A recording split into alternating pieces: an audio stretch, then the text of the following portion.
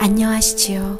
갑자기 추워지니 올 겨울이 걱정입니다. 수녀회에서 기숙사까지 한꺼번에 짓기로 한 것은 잘한 결정입니다. 수녀회의 센터 운영 방침은 잘 모르지만 건축 공사로 말하며 증축은 생각보다 비용이 많이 들고 여러 고생을 감수해야 합니다. 증축할 때까지 몇 년을 기다린다면 그 사이 공사비는 더 오를 것입니다.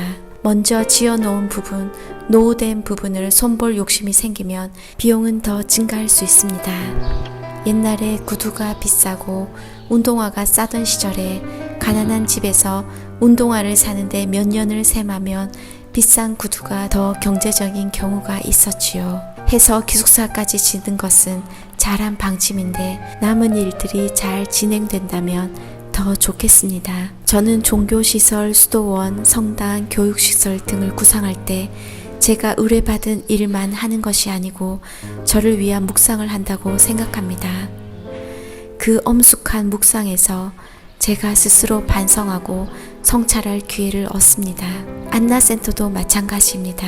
제가 평소 생각하던 인간을 위한 교육과 기숙이라는 공동생활은 무엇인가를 물은 것입니다. 저는 건축을 통해 그런 시설에서 누군가 사람다운 사람이 세상을 위해 일하는 누군가가 나올 것이라고 소망합니다. 제 생각을 그린 스케치를 존중하며 받아준 수녀회에 감사합니다.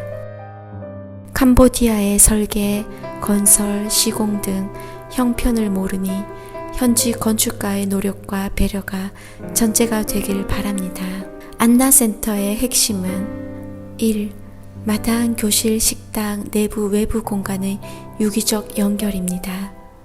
닫힌 교실이 아니라 열린 교실, 앞마당 플러스 뒷마당은 아이들을 자유롭게 합니다. 공부는 좀 못해도 괜찮습니다. 잘 놀고 웃고 노래하는 마당이 교실이 되면 최고입니다. 앞마당, 뒷마당은 현지의 필요에 맞게 조경, 포장 등을 더 연구해야 합니다. 앞마당은 교실에 연계된 바닥이면 좋겠고 뒷마당은 휴식과 사색 그리고 노천 식당의 기능을 함께하면 큰 잔치 행사도 가능합니다. 평소에는 낮엔 그늘이 돼 밤엔 조명이 있어야 안전합니다.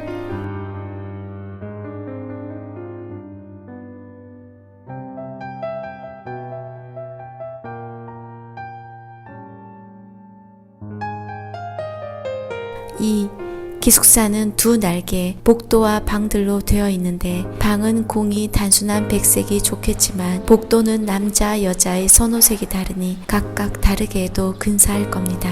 예를 들면 남자 복도는 옅은 청색, 여자 복도는 옅은 녹색을 취할 수도 있겠습니다. 물론 다른 색상도 가능합니다. 3.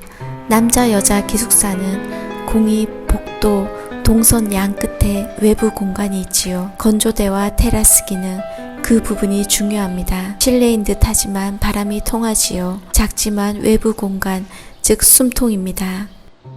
보통 기숙사는 숨통이 없는데 공동생활에서 건물에 붙은 외부 공간은 생활의 질을 높입니다. 늘 청결하게 관리하면 사용 빈도가 더 늘어납니다. 기술적, 현실적 재료 선택은 수녀님과 현지 건축가의 대화 그리고 의견을 존중합니다. 잘 발전 진행되길 기도합니다.